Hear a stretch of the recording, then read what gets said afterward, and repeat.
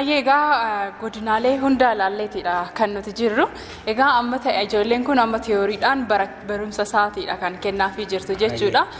Amma immoo muuziqaadhaan wal simanii shubbisaan egaa gara fuulduraatti akka shubbisanidha jechuudha. Egaa kun namni kamiyyuu shubbisuudhaan dura sirbi tokko yookiin shubbisni tokko ulaagaa mataasaa kan of danda'e qabaachuudha jechuudha. Namoonni asii ba'anii dorgommiif illee yookiin garee mataa isaanii uummatanii leenjisuuf illee ulaagaa baruun barbaachisaa akka ta'e nu barsiisteetidha kan jirtu.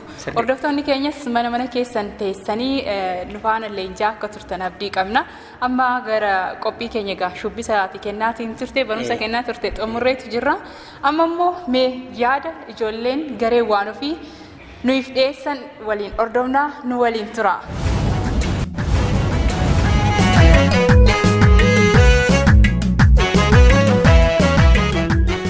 Maqaan koo Feenes Gaarramaan jedhama.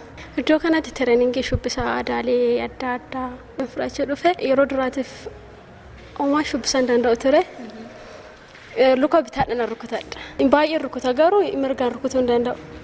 Mirga koona qabaniit Abbabaa Agos mirga koona qabee bitaa koona qabee mirgaan rukuchiisaa ture. Namoota birootiif dhaamsa maaliiti kanatti dabarsitu? Amma namoonni hedduun ta'anii foddaa TVC ilaalaatiin jiranii namoonni hedduun dandeettii osoo qabanii gamattiin gara shubbisaa dhufanii shubbisan yookiin karaa dhaban jiru. Mee isaaniif maal dabarsitu? Ani akka kootitti obsa fudhadhaan jedha. Maaliif yeroo duraa saniif obsa dadhabeen deematan ture garuu yeroo namni na gorsurraa immoo yeroo eegan itti deebi'e obsa fudhadhee hojjechuu kiyyaaf amma beekumsa argadhinaan beeka. Garuu obsa qabaadhaa akka koo kanatti itti fufaadhaan jedha. Godinaalee Oromiyaa keessaa godina hunda ni dandeessaa? Ni danda'e. Hundumayyuu fixxeettaa jechuudha. Galatoomna. Maqaan koo Abbabaa Gosin jedhama. Shubbisaa garee waan ofiiti. Tolee garee waan ofii keessatti bu'aa akkamitti kanatti argatte? Tole garee waan ofiitti jijjiirama guddaan fide fakkeenyaaf kanaan dura godinaaleen beeka malee godinaaleen hundi rukuttaa mataa isaanii akkasumas aadaa mataa isaanii akka qaban hin beekun ture. Garee kanatti mammakameen booda leenjisaa Abbabaa Tulusaatiin wantootaan hedduun irra baradhee jechuudha. Irra baradhees ijoollee hin beekne barsiisan jira. Otoo garee waan ofiitti dhuftee leenjii fudhateen dura mana kee keessatti uumamumaan dandeettii sirboota godina kamii dandeessaa turte? Shawaadha. Yeroo baay'ee kan irratti hojjedhu shawaadha. Shawaa rukuttaan rukuta malee luka kamii akka jalqabamu harki kam akka dha'u hin beeku. Raphisaa Oromee kan jedhamu kanas hin beeku. Asitti leenji'uun kiyya baay'ee akkan beeku na godheera. Maqaan koo Seenaaf Islaamaa Gurmuun jedhama. Leenjituu garee waan ofiiti. Garee waan ofii aadaa godinaalee Oromiyaa jiran keessa jechuudha. Godinaalee hundaayyuu akka barsiisuu gargaara jechuudha. Maaliif ati shubbisa amma fakkeenyaaf godina Shawaa kana keessa jirta Shawaa qofa beekudha. Shawaa keessa rukuttaan Shawaa kam akka ta'e iyyuu addaan baastee hin beektu jechuudha. As garuu garee waan ofii keessatti yoo dhuftutti godinaalee Oromiyaa rukuttaaleen takkaan isaatiin baratte teooriidhaanis gama piraktisiinis leenji'aa jira jechuudha. Garee kana keessaa baanee yeroo dorgommiin jiraate dorgomuu fi akkasumas immoo iddoo magaalota garaagaraa achi keessatti mana leenjii mannee hojjechuuf yaalaa jirra. Hordoftoota keenyaa mee amma immoo ijoollee kana dura garee waan ofii keessatti leenji'anii har'a immoo of danda'anii baandii garaagaraa keessatti shubbisan akkasumas kilippii garaagaraa irratti shubbisan immoo mee nama tokkoon isin biraan ga'a. Turungoo Tulluun jedhama. Yeroo ammaa kanan argamu immoo bulchiinsa magaalaa Duukaan Odaanaa Beebaan jedhamu keessatti argamu. Kana leenjii asuma Adaamaa Abbabaa Tolasaa biratti ture. Isuma biraa baanii har'ammoo ana qofa osoo hin taane hiriyoota koo namoota 4 waliin Duukaatti argamna. Namoonni 2 immoo Bishooftutti argamu warra 3 baanditti. Adaanach kan jedhamtu immoo asuma Gaachana argamti. Akka nu as geenyee of dandeenyee deebinee isaan faana leenjinu isaan faana wajjinu kan nu taasise abbeedha.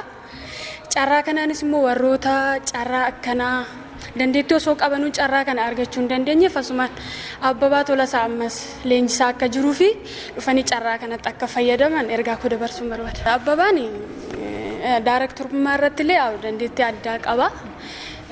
Bu'aan inni achirratti keerogiraafiidhaan alatti kenneera jedhee yaadu warrootuma achirratti silaatii daarektarii addaa barbaadanii baasii biraa baasanii hojjechuu irra ture saniif bakka san bu'ee ta'ee fi hojjeta waan ta'eef namoota kaffaltii san kaffaluu hin dandeenyeef illee kaffaltii isaa dhiisee daarektorummaas danda'ee keeroogiraafii sanis danda'ee nama hojjetudha. Kanaafuu nama harka qalleessa ta'ee fedhii aartii fedhii kiliippii sana hojjechuu qabaate humna dhabe saniif inni shaffanadhe yaada. Ayyee kanaafiyyuu inni bu'aa guddaa buuseera. Lammii isaa tola ooltummaanis gargaareera jettee jirti. Ayyee galatoomne.